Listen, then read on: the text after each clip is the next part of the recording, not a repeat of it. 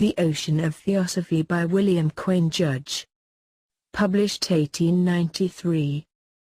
Chapter 10. Arguments supporting reincarnation. Unless we deny the immortality of man and the existence of soul, there are no sound arguments against the doctrine of pre-existence and rebirth save such as rest on the dictum of the Church that each soul is a new creation. This dictum can be supported only by blind dogmatism, for given a soul we must sooner or later arrive at the theory of rebirth, because even if each soul is new on this earth it must keep on living somewhere after passing away, and in view of the known order of nature will have other bodies in other planets or spheres. Theosophy applies to the self, the thinker, the same laws which are seen everywhere in operation throughout nature, and those are all varieties of the great law that effects follow causes and no effect is without a cause. The soul's immortality, believed in by the mass of humanity, demands embodiment here or elsewhere, and to be embodied means reincarnation. If we come to this earth for but a few years and then go to some other, the soul must be re-embodied there as well as here, and if we have traveled from some other world we must have had to our proper vesture. The powers of mind and the laws governing its motion, its attachment, and its detachment as given in theosophical philosophy show that its re-embodiment must be here, where it moved and worked, until such time as the mind is able to overcome the forces which chain it to this globe.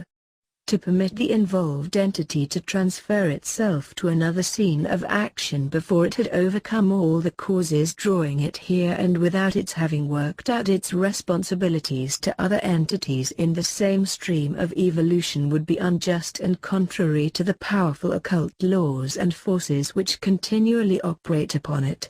The early Christian fathers saw this, and taught that the soul had fallen into matter and was obliged by the law of its nature to toil upward again to the place from which it came.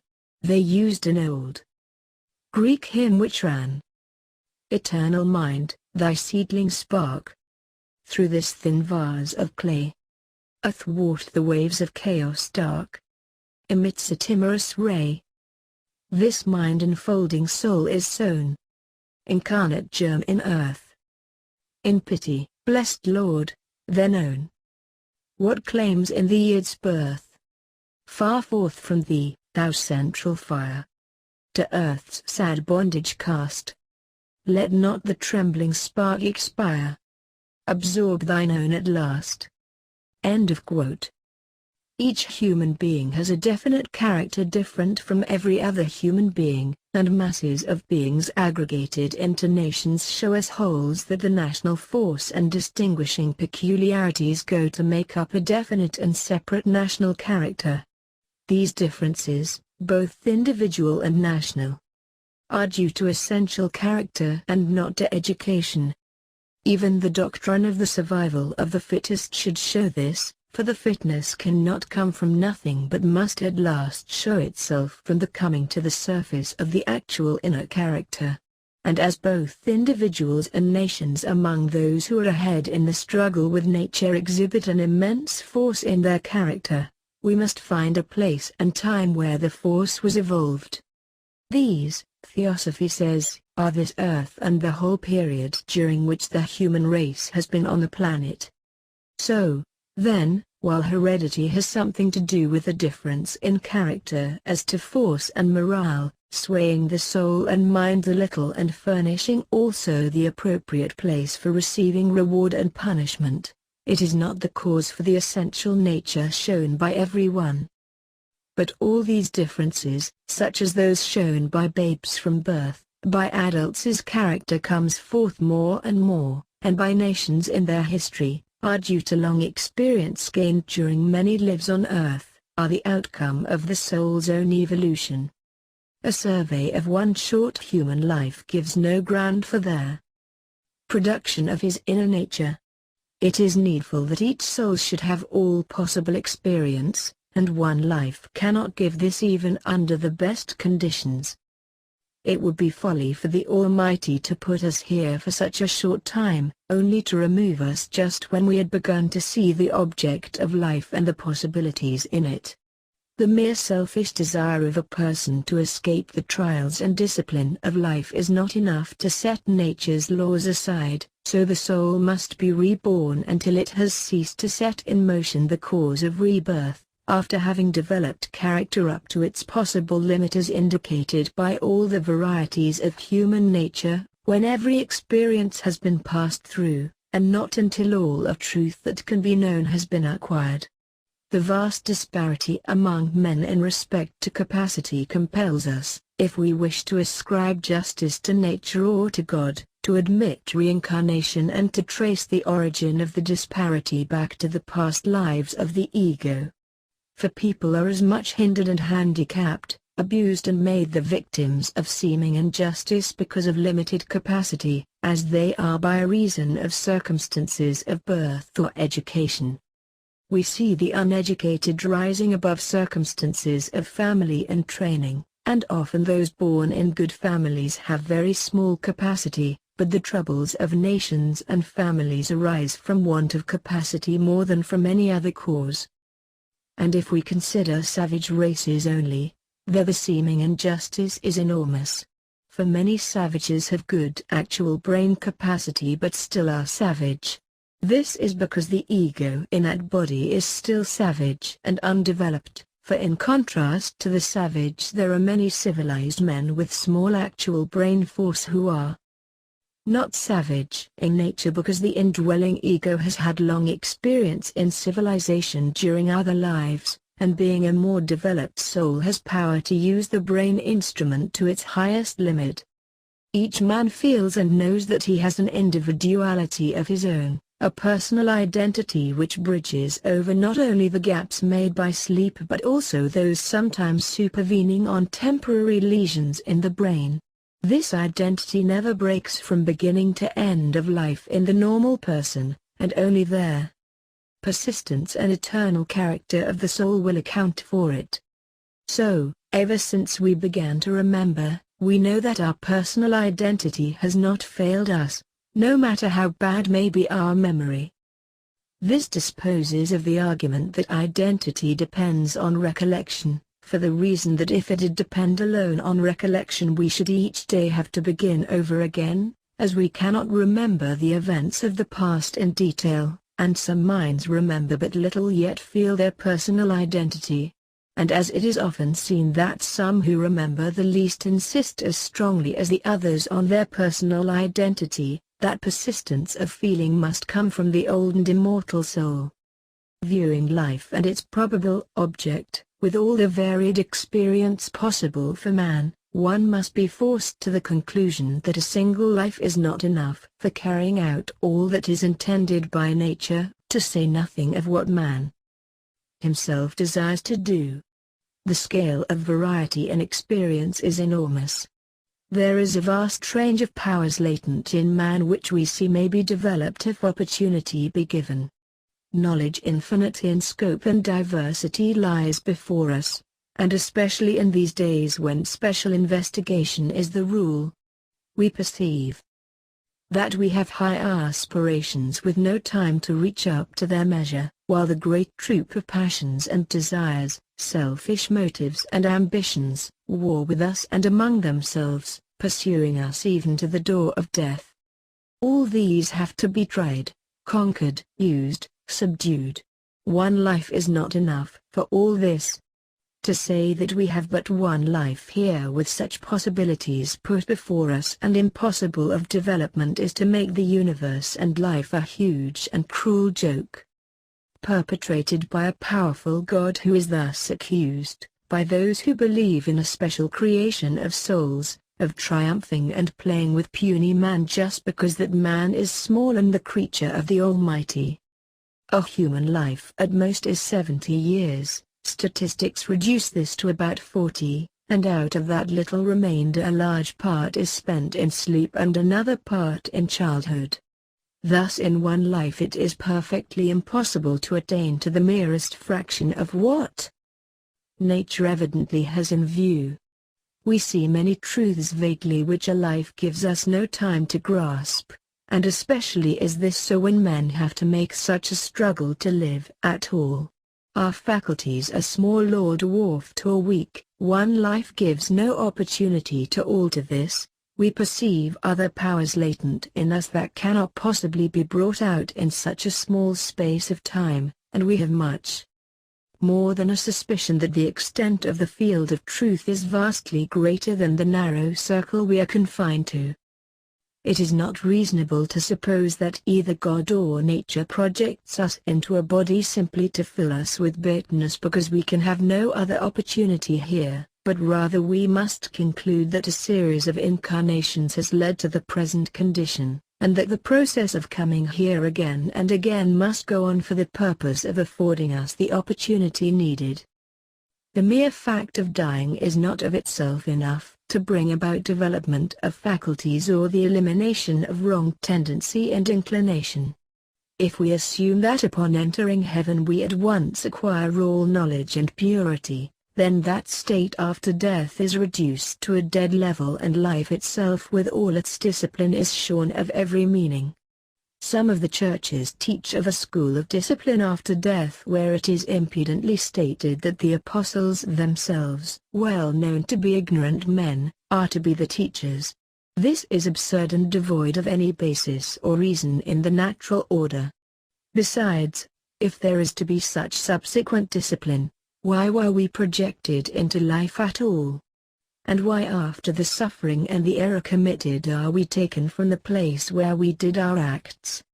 The only solution left is in reincarnation. We come back to earth because on it and with the beings upon it our deeds were performed, because it is the only proper place where punishment and reward can be justly meted out, because here is the only natural spot in which to continue the struggle toward perfection, toward the development of the faculties we have and the destruction of the wickedness in us. Justice to ourselves and to all other beings demands it, for we cannot live for ourselves, and it would be unjust to permit some of us to escape, leaving those who were participants with us to remain or to be plunged into a hell of eternal duration. The persistence of savagery, the rise and decay of nations and civilizations, the total extinction of nations, all demand an explanation found nowhere but in reincarnation. Savagery remains because there are still egos whose experience is so limited that they are still savage. They will come up into higher races when ready. Races die out because the egos have had enough of the experience that sort of race gives. So we find the Red Indian, the Hottentot, the East Trilanders, and others as examples of races deserted by high egos, and as they are dying away other souls who have had no higher life in the past enter into the bodies of the race to go on using them for the purpose of gaining such experience as the race body will give. A race could not possibly arise and then suddenly go out. We see that such is not the case, but science has no explanation. It simply says that this is the fact, that nations decay. But in this explanation no account is taken of the inner man nor of the recondite subtle and occult laws that unite to make a race. Theosophy shows that the energy drawn together has to expend itself gradually, and therefore the reproduction of bodies of the character of that race will go on, though the egos are not compelled to inhabit bodies of that sort any longer than while they are of the same development as the race. Hence a time comes when the whole mass of egos which built up the race leaves it for another physical environment more like themselves. The economy of nature will not permit the physical race to suddenly fade away, and so in the real order of evolution other and less progressed egos come in and use the forms provided, keeping up the production of new bodies but less and less in number each century. These lower egos are not able to keep up to the limit of the capacity of the congeries of energies left by the other egos, and so while the new set gains as much experience as is possible the race in time dies out after passing through its decay. This is the explanation of what we may call descending savagery, and no other theory will meet the facts. It has been sometimes thought by ethnologists that the more civilized races kill off the other, but the fact is that in consequence of the great difference between the egos inhabiting the old race body and the energy of that body itself, the females begin to be sterile, and thus slowly but surely the number of deaths exceeds the births. China itself is in process of decay, she being now in the almost stationary stage just before the rush downward. Great civilizations like those of Egypt and Babylon have gone because the souls who made them have long ago reincarnated in the great conquering nations of Europe and the present American continents. As nations and races they have been totally reincarnated and born again for greater and higher purposes than ever. Of all the old races the Aryan Indian alone yet remains as the preserver of the old doctrines. It will one day rise again to its old heights of glory. The appearance of geniuses and great minds in families destitute of these qualities, as well as the extinction from a family of the genius shown by some ancestor, can only be met by the law of rebirth. Napoleon I came in a family wholly unlike him in power and force. Nothing in his heredity will explain his character. He said himself, as told in the memoirs of Prince Talleyrand, that he was Charlemagne. Only by assuming for him a long series of lives giving the right line of evolution or cause for his mind and nature and force to be brought out, can we have the slightest idea why he or any other great genius appeared at all. Mozart when an infant could compose orchestral score. This was not due to heredity, for such a score is not natural, but is forced, mechanical, and wholly conventional, yet he understood it without schooling. How? Because he was a musician reincarnated, with a musical brain furnished by his family and thus not impeded in his endeavors to show forth his musical knowledge. But stronger yet is the case of Blind Tom, a Negro whose family could not by any possibility have a knowledge of the piano, a modern instrument, so as to transmit that knowledge to the atoms of his body. Yet he had great musical power and knew the present mechanical musical scale on the piano. There are hundreds of examples like these among the many prodigies who have appeared to the world's astonishment.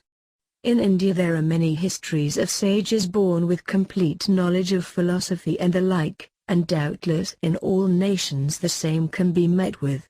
This bringing back of knowledge also explains instinct, for that is no more than recollection divisible into physical and mental memory. It is seen in the child and the animal, and is no more than the result of previous experience. And whether we look at the newborn babe flinging out its arms for self-protection, or the animal with very strong instinctual power, or the bee building a cell on the rules of geometry, it is all the effect of reincarnation acting either in the mind or physical cell. For under what was first laid down no atom is devoid of life, consciousness, and intelligence of its own. In the case of the musician Bach we have proof that heredity counts for nothing if the ego is not advanced, for his genius was not born down his family line, it gradually faded out, finally leaving the family stream entirely. So, too, the coming of idiots or vicious children to parents who are good, pure, or highly intellectual is explained in the same way. There are cases where heredity is set at naught by a wholly bad or deficient ego.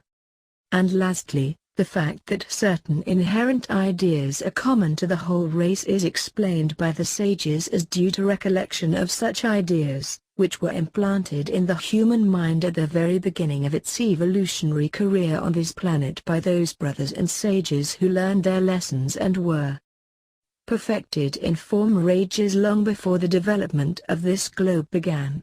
No explanation for inherent ideas is offered by science that will do more than say, they exist.